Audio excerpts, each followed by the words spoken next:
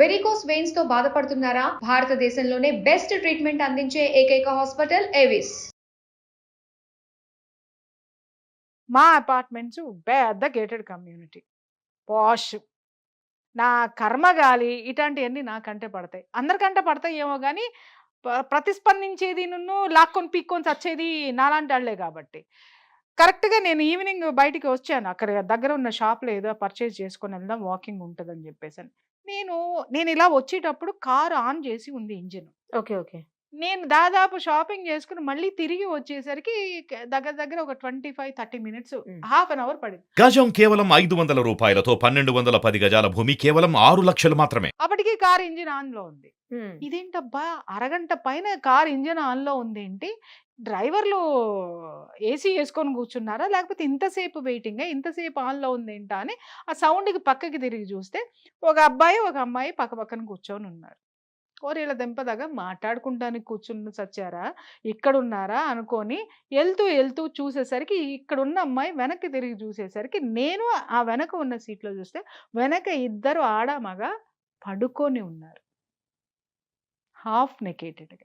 కరెక్ట్గా అపార్ట్మెంట్ గోడ పక్కనే, రోడ్డు మీదే. సాయంత్రం 6 గంటలకి కారు కూడా చెప్తాను, కలరు రెడ్ కలరు. అక్కడే తలుపు కొట్టేసి బయటికి లాగుదాం అనుకున్నాను కానీ ప్రపంచానికి పట్టని విషయం నాకెందుకులే అని చెప్పి, పాపం వాళ్ళ ప్రైవసీని ఎందుకు వేస్ట్ చేస్తామని జనాలు నన్ను అడిగితే నేనేం సమాధానం చెప్పాలనుకొని వాళ్ళ ప్రైవసీని వాళ్ళకి వదిలేసి సిగ్గు లేకుండా లోపలికి నడుచుకుంటూ వచ్చే, తల దించుకుని. అదే దారిలో చాలామంది నడిచారు, వాళ్ళకెవరికి పట్టల, చూస్తూనే ఉన్నారు, వాళ్ళకెవరికి పట్టల. అదే దాంట్లో కరెక్ట్గా మేము నడిచే దారిలోనే సాయంత్రం అయ్యేసరికి ఆడ మగ ఒకళ్ళ వాళ్ళల్లో ఒకళ్ళు కూర్చుంటారు. ఇక్కడ దాదాపు ఒక 200 కుటుంబాలు ఉంటాయి. ఏ ఒక్క కుటుంబము అబ్జెక్ట్ చేయదు, ఊరే ఎందుకు కూర్చుంటున్నావురా, దాని ఒళ్ళో నువ్వెందుకు కూర్చుంటున్నావురా, నీ ఒళ్ళో అదెందుకు కూర్చుంటుందిరా అని అడగరు. నాలాంటిది వెళితే ఎదురుగుండా నుంచుంటా, అది ఒళ్ళో నుంచి దిగేదాకా ఏం మాట్లాడను. సమాజానికి పట్టనటువంటి విషయాలు పిల్లలకి ఎలా పడతాయమ్మా? నీతి సమాజం నీలో లేనప్పుడు సమాజంలోకి ఎలా వస్తుంది, సమాజంలో లేనప్పుడు కుటుంబంలోకి ఎలా వస్తుంది, కుటుంబంలో లేనప్పుడు పిల్లలకి ఎలా వస్తుంది? కాబట్టి చెడగొడుతున్నది మనమే, దీనికి కారణం పెద్దలం మనమే. వ్యవస్థను ప్రశ్నించకపోవడము, మన ఇంట్లోకి వచ్చినటువంటి దరిద్రాన్ని తరిమి కొట్టడం అనేటటువంటి ఆలోచన మనకి లేకపోవడము, అసక్తులుగా నిలబడిపోవటం, ఎవడో బలవంతుడు ఎక్కడో ఉన్నాడని ఊహించడం, వీటి వల్ల కాదా భ్రష్టు పట్టిపోతున్నాం మనం? దయచేసి చెప్తున్నా, పేరెంట్స్లో ఆలోచన రావాలి, పేరెంట్స్ తిరగబడి తీరాలి. స్కూల్స్లో ట్యాబులు ఇచ్చేటప్పుడు కూడా నేను చెప్తున్నాను, ట్యాబులు ఉన్నప్పుడు నెట్ ఉంటుంది. ఇంకొక విషయం కూడా నేను చెప్తున్నాను, మా ఇంట్లో అలాంటివి ఏమి లేకుండా చేసామన్నట్టు. ఒరే పిచ్చ పేరెంట్స్, పిచ్చ టీచర్లు, వీళ్ళందరికీ చెప్తున్నాను, పిల్లలు మనకంటే 100 రెట్లు అడ్వాన్స్డ్గా ఉన్నారు. నువ్వు ఎన్ని లాక్ చేసినా వాళ్ళు నేర్చుకునేది లాక్ ఎలా ఓపెన్ చేయాలి అనేది ఖచ్చితంగా దాంట్లోకి అవి ఆహ్వానిస్తున్నారు. టెక్నాలజీ ఏమైనా ఉందా, ఎలా ఉండాలి అని అంటే, అక్కడ నీ పిల్లలు ఫోన్ ఆన్ చేశారు, అక్కడ ఏదన్నా వచ్చింది అని అంటే నీ పిల్లలు ఏం చూస్తున్నారో నీ ఫోనుల్లోకి వచ్చేయాలి. అట్లాంటిది లేనట్టుంది కదండి. ఉంది, పెట్టుకోవచ్చు, కానీ పిల్లలు దాన్ని లాక్ చేస్తున్నారు. అలా లాక్ చేయకుండా ఇంకేదన్నా కనిపెట్టగలరేమో కనిపెట్టండి. పిల్లలకి మనం ఆ మానిటరింగ్ చేసామంటే ఇదిగో మమ్మల్ని అవమానిస్తున్నారు, మమ్మల్ని అనుమానిస్తున్నారు, మమ్మల్ని అది చేస్తున్నారు అని మళ్ళీ సూసైడ్ టెండెన్సీకి వెళ్ళిపోవడం, టెండెన్సీ ఉన్న వాళ్ళు సూసైడ్ ట్రై చేయడమో, అటెంప్ట్ చేయటమో, లేకపోతే ఇంకేదన్నా ఉంటే డిప్రెషన్లోకి వెళ్ళిపోవటమో, ఇంకొకటి. నేను చెప్తున్నాను, ఇవాళ భావి భారత పౌరుడు ఎవ్వడో కూడా శారీరక దృఢత్వం లేదు, మానసిక దృఢత్వం లేదు, నిజాయితీ లేదు, వాడికి సంస్కరణ లేదు, వాడికి దేశం పట్ల భక్తి లేదు, వాడి మీద వాడికి బాధ్యత లేదు. ఆ విధంగా ఇవాళ మనము పిల్లల్ని కంటున్నాము, ఆ విధంగానే విద్యా వ్యవస్థలు విద్యను నేర్పుతున్నాయి, ఆ విధంగానే ప్రభుత్వాలు కూడా వాళ్ళని ప్రోత్సహిస్తున్నాయి. 18 years పిల్లలకి నువ్వు మందు అమ్ముతావా? వైన్ షాపుల ముందు నువ్వు చూడు, 18 years పిల్లలకి ఆ కార్డు చూపిస్తే 18 రాగానే నువ్వు ఇచ్చేస్తావా? 18 ఏళ్ళకి వాడి బాడీ ఎలా ఉంటుంది, ఎంత లేతగా ఉంటుంది, ఎంత పచ్చిగా ఉంటుంది. నువ్వు ఇలాంటి యాసిడ్ వాడి బాడీలో పోసి ఏం నేర్పుతున్నావు అంటే, యువతని ఎలా తయారు చేస్తున్నావు? ఏ దృఢత్వం వాడికి ఉంది? 25 ఏళ్ళు వచ్చేసరికి వాడి శారీరక దృఢత్వం కానీ మానసిక స్థిరత్వం కానీ వాడికి ఎక్కడుంది? సర్వ వ్యసనాల బారిన పడుతుంటే తల్లిదండ్రులు కానీ ఎవరైనా ఇవాళ నేను అడుగుతున్నాను, 10 దాటిన తర్వాత యూత్కి ఏం పనమ్మా రోడ్ల మీద తిరగడం?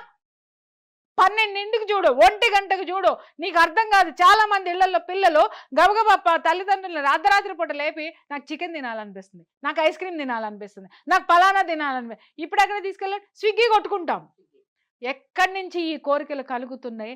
అర్ధరాత్రులు వీళ్ళు రోడ్డు మీద పడి వీళ్ళు తినే గడ్డిని తీసుకొచ్చి ఆ స్నాప్చాట్ల్లోనో లేకపోతే ఆ దరిద్రాల్లోనో పెడతారు. వీళ్ళకి నిద్ర పట్టదు కదా, అది చేతిలో పెట్టుకుని చూసుకొని నోరూరించేది. వాళ్ళు ఛాలెంజ్ చేస్తారు, వెటకారం చేస్తారు, లేకపోతే ఇంకేదన్నా చేస్తారు. లేదా వీళ్ళు అప్పటి వరకు ఎప్పుడో 9ంటికి అన్నం తింటారు, 1 గంటకి ఇది చూడంగానే ఆకలేస్తుంది, నోరు ఊరుతుంది, అది అప్పటికప్పుడు కావాలి. ఇలాంటి దరిద్రమైన తిండి కూడా శరీరము బుర్ర నాశనం అయిపోతుంది. మనము ఈ వ్యవస్థను అడ్డుకోకుండానే ఈ దారుణం అనేటటువంటి దాన్ని పెంచి పోషించేశాం. ఇది ఇవాళ పెద్ద విషవృక్షమై కూర్చుంది, వటవృక్షంలాగా పెరిగిపోయింది. దాన్ని నువ్వు కూకటి వేళతో పెకిలించాలి అనంటే నువ్వు చాలా శ్రమ పడాలి, చాలా ప్రయత్నాలు చేయాలి. నీలో మార్పు రావాలి, నాలో మార్పు రావాలి, మీడియా రావాలి, జనంలో రావాలి, పేరెంట్స్లో రావాలి, పిల్లల్లో రావాలి. ఇవాళ ఒకప్పుడు పిల్లలు పెద్ద అయిన తర్వాత ఏమవుతావు అంటే ఏదో ఒకటి చెప్పేవారు. ఇవాళ ఒక్కొక్కటి ఏం మాట్లాడుతున్నా అంటే అప్పుడు సంగతి చూసుకో. వాడికి ఈ రోజు అనుకున్నది రేపు ఉండట్లా, మారిపోతుంది. రేపటి వరకు కూడా కొన్ని ఉండట్లేదు, ఇవాళ అనుకున్నది మళ్ళీ సాయంత్రానికి మారిపోతుంది.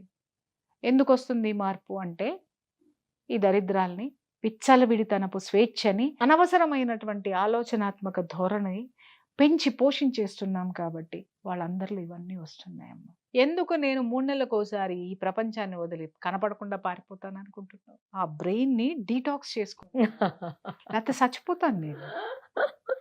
ఈ వాస్తవాలు విని చూసి కౌన్సిలింగ్లు చేసి I want to detox my brain. అదే మొన్న మధ్యన ఎవరో తెలిసిన వాళ్ళు ఫోన్ చేశారు, మీరు కాశీలో కనిపించారని. ఊరుకోండి, ఆవిడ ఎందుకు కాశీలో కనపడతారన్నా నేను. ఇప్పుడు అర్థమైంది. ఇప్పుడు కాశీ కాదు, ఇంకా చాలా వెళ్తా, చాలా. అవునా? దూరంగా, ఎందుకంటే అక్కడికి ఇలాంటివన్నీ రావు. అక్కడ చక్కగా కాశీలో మణికర్ణిక ఘాట్లో కూర్చుని ఆ కాష్టాలు కాలుతున్న శవాలను చూస్తుంటే జీవితం యొక్క సత్యం అర్థమవుతా ఉంటుందన్నమాట. మనం ఏం చేస్తున్నాం చివరికి కాలేదు అక్కడే కదా, జీవితం ఏముంది. కానీ ఆ శరీరం కాలే లోపు మనం ఏం చేశాము, ఏం చెయ్యాలి, ఈ విశ్వం మనకిచ్చినటువంటి ఈ జీవితానికి అర్థం ఏంటి అనేది తెలుసుకోవడానికి అక్కడ కనీసము ఈ వికారాలన్నీ ఏవైతే ఉన్నాయో వీళ్ళందరినీ తీసుకెళ్ళి ఆడబారేయాలి.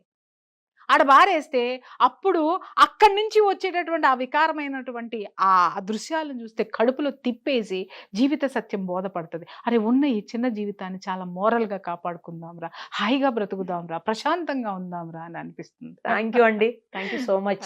Thank you.